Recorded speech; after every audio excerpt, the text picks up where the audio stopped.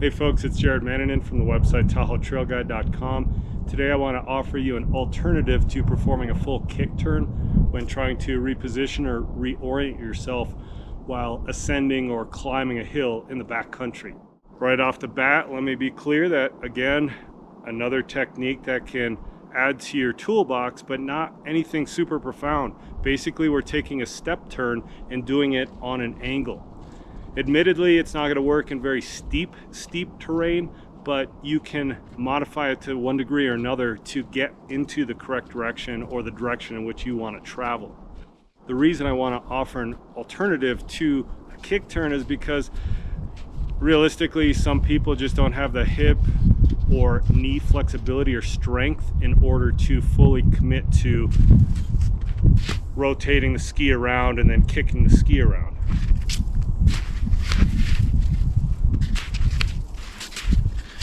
So that would be a kick turn, and we use this when we're trying to change the direction of travel that we're making uphill. What I'm proposing is that you incorporate the star turn, which is also the basis for a step turn going downhill, but instead of going downhill and changing direction without losing speed as we would in a step turn, we're going to change our direction incrementally with this star turn going uphill. So for example, I just want to create a V shape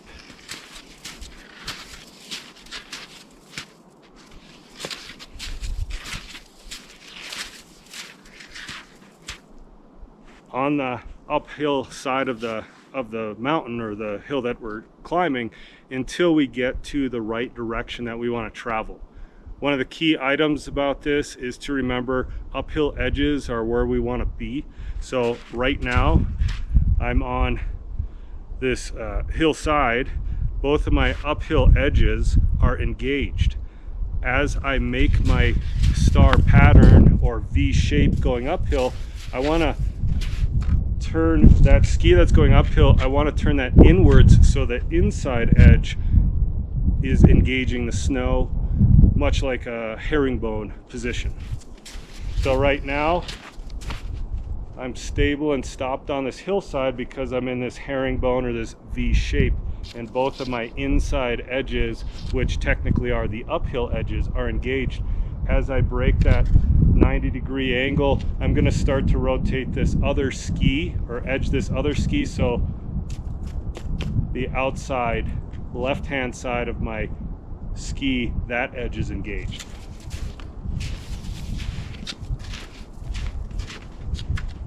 Now both of these edges, left of my left ski, left of my right ski, are engaged on the hillside so I don't slide down.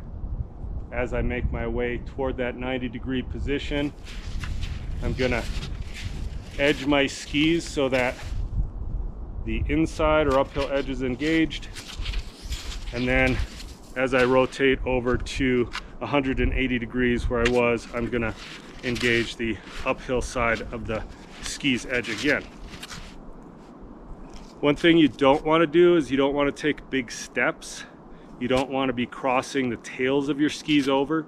For example, I don't want to be trying to step like this, right? I want to keep my tails in position. So imagine the tails form the center of a wheel or its hub, and these skis are just as spokes that are outside of the hub.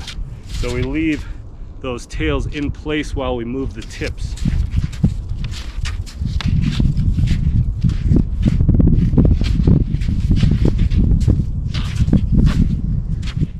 A couple of other points that I'd like to make is that I'm performing the star turn or the step turn uphill statically, so I'm just standing here, right?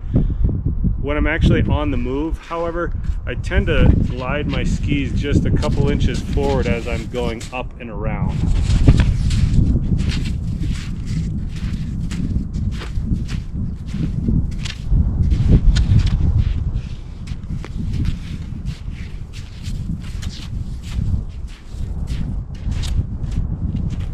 So I'm still leaving my tails in place effectively, but, well, I'm not crossing my tails, but I'm just gliding my skis a little bit forward, so I'm always guaranteeing that I don't actually step on my tails.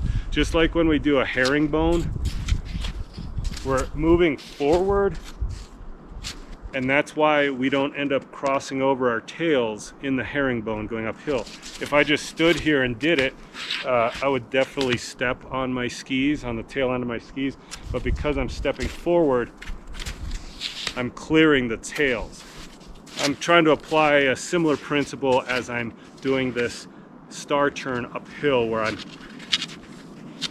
creating this space so that I'm not ending up crossing tails over. I'm also using my poles to act as brakes to some degree, but the uphill pole I'm also using as a stationary point. So I'm coming up and around this pole, and this other ski pole that I'm using is going to help propel me up and around the corner.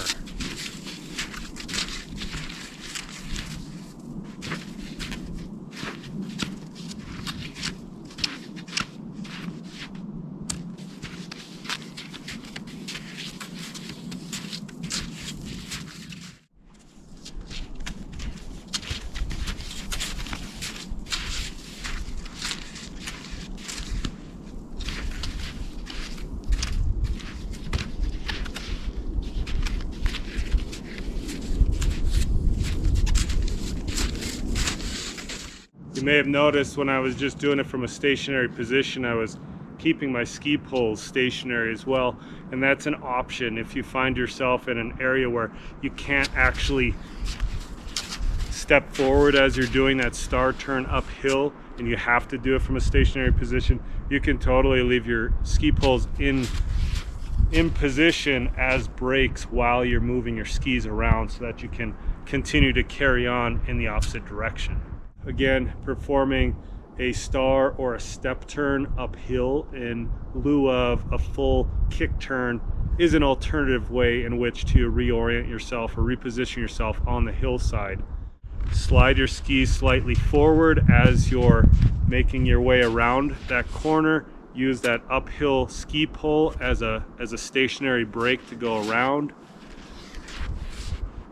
Don't cross your tails if at all possible. And if you do cross your tails, little baby steps until you can maybe open your stance a little bit so that they're not actually crossed over. Basic technique, body position, movement, timing, application of power, all this basic stuff that we start from the ground level. This is where the magic in cross-country skiing comes from. It's not special, unique, exotic techniques. It's very simple techniques, but applied in different terrain, and it's based upon the skill set and the skill level of the skier to make it look magical or make it look fluid and fluent.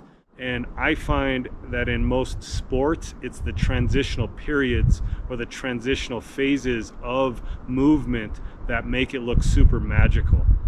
Okay, folks, that's it for today. Just want to say thanks for coming along again.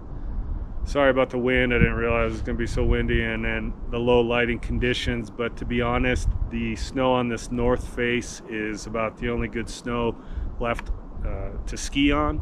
So I'm out here playing in this snow. Anyway, just want to say thank you so much for all your support, Patreon subscribers, everyone who tips via PayPal and Venmo, everyone who likes, comments, subscribes to my YouTube channel here. Thanks so much. Yeah, give me some feedback. Let me know what you think down in the comment section below. Otherwise, take care, everyone.